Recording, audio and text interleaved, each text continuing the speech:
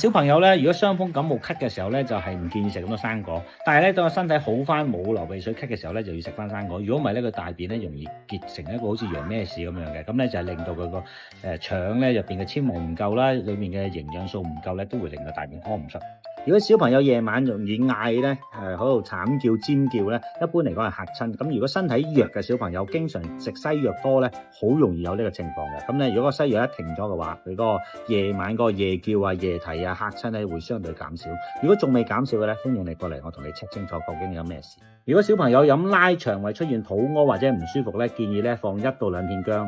煮熱咗嘅牛奶，咁咧佢咧對個腸胃吸收會有幫助。熱過嘅蛋白質相對比較穩定，屙嘅肚嘅機會咧會減少嘅。咁如果小朋友唔習慣嘅話咧，用熱水煲一煲佢，滾一滾佢，加1片薑仔落去煮一煮，啲拉咧穩定性高好多，容易吸收，容易消化。小朋友咧就要6歲先至可以單獨瞓覺。6歲之前嘅小朋友單獨瞓覺咧有2個可能性。第一件事咧佢容易驚，第二咧佢發夢嘅時候咧會喊，因為佢揾媽咪，因為佢缺乏安全感。